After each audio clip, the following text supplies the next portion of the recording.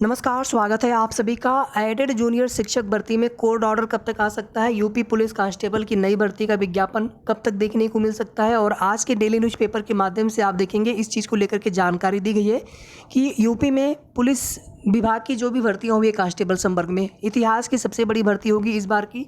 और इसी के साथ साथ यूपी में इंटेलिजेंस ब्यूरो में भी नई भर्ती का विज्ञापन आप सभी को जल्द देखने को मिल सकता है।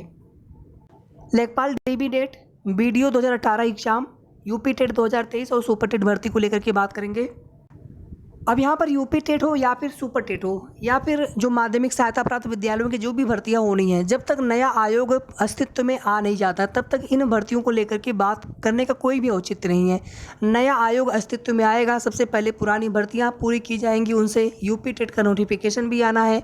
इसके बाद अगर सरकार की मंशा होगी, शासन की मंशा होगी, अगर उन्हें लगेगा कि अनुपात समानुपात में कुछ और शिक्षकों की हमें आवश्यकता है, तो ही नई प्राथमिक शिक्षक भर्ती देखने को मिलेगी। अगले साल लोकसभा इलेक्शन है, लोकसभा चुनाव है, तो उम्मीद है केवल, बाकी कहीं भी चर्चा नहीं होती है। आप सभी जानते हैं प्राथमिक शिक्षक भर्ती को लेकर के कुछ समय पहले न्यूज़पेपर के माध्यम से 31 दिसंबर 2023 तक जिन भर्तियों को पूरा किया जाना है, उसमें चाहे शिक्षक भर्ती हो लेकिन बेसिक की नहीं, इसके अलावा यूपीपीएससी, यूपी ट्रिपल एससी व अन्य भर्तियों को लेकर के टारगेट दिया गया था या फिर टारगेट रखा गया है। तो साथियों, अगर आप तैयारी ही कर रहे हो तो आप किसी न किसी दूसरी भर्तियों की तैयारी जरूर करते रहिए। केवल एक भर्ती के भरोसे बैठने से कहीं ना कहीं उस भर्ती के लिए कितना इंतजार करना पड़े और श्योरिटी भी नहीं होती कि हमारा उस भर्ती में हो ही जाएगा। तो किसी न किसी और भर्तियों की भी तैयारी हमें जरूर करते रहना चाहिए।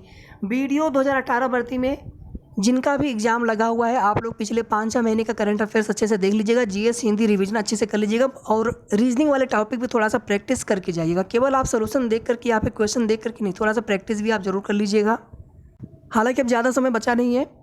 लेखपाल भर्ती में डीबी को लेकर के जिस तरह से अब देरी हो रही है, शासन की मंशा क्या है, क्या इस भर्ती को धीरे धीरे लोकसभा इलेक्शन तक ले जाने का की योजना है, जो भी हो, बाकी यहाँ पर अब तक तो डीबी की डेट आ जानी चाहिए थी। उम्मीद सभी को थी कि जून लास्ट तक या फिर जून के 3rd या 4th वीक तक अधिकतम आ जाएगी डीबी की डेट, लेकिन आप सभी जानते हैं कि जुलाई में कोई संभावना नहीं लग रही है, अगस्त में भी उम्मीद नहीं लग रही है। बाकी आप देखेंगे लगातार मांग की जा रही है।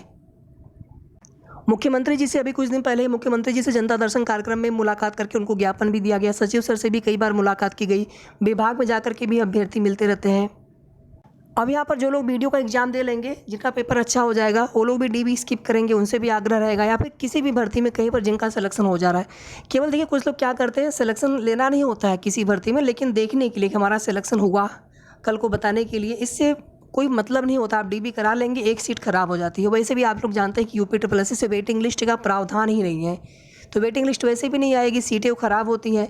इससे बेरोजगारी के दौर में किसी एक परिवार में भी खुशी आ जाए किसी की वजह से, तो इससे अच्छी बात क्या हो सकती है। तो डीबी स्किप की मुहिम लगातार चलती रहनी चाहिए और कम से कम 1000 से 2000 अभ्यर्थी भी डीबी स्किप कर दें अगर, तो भी बहुत बड़ी बात होगी। बाकी देखिए, अधिक से अधिक लोग डीबी स्किप करें, इससे भी ज़्यादा लोग डीबी स्किप करें, स्वेच्छा से डीबी स्किप करें जिनका कहीं पर सिलेक्शन हो जा रहा है। तो इसके लिए हम सभी को बात करते रहना है, निवेदन करते रहना है।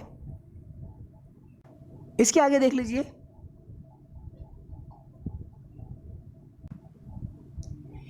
इंटेलिजेंस विभाग में 2386 खाली पदों पर भर्ती होगी। 2021 में मुख्यमंत्री जी के द्वारा या वर्तमान सरकार के द्वारा इंटेलिजेंस विभाग का पुनर्गठन और सुदृढ़ीकरण किया गया था और 2506 अतिरिक्त पदों का सृजन किया गया था। इससे पहले विभाग में कुल स्वीकृत पदों की संख्या 6701 हो गई। नए पदों की स्वीकृति के बाद विभाग को पुलिस विभाग से 2494 पद भी प्राप्त हो चुके हैं। वर्तमान में विभाग में 4315 पदों पर तैनाती है, जबकि 2386 पद खाली हैं। इसके आगे आप देखेंगे डेली न्यूज़पेपर के माध्यम से अपडेट ये खबर दी गई है।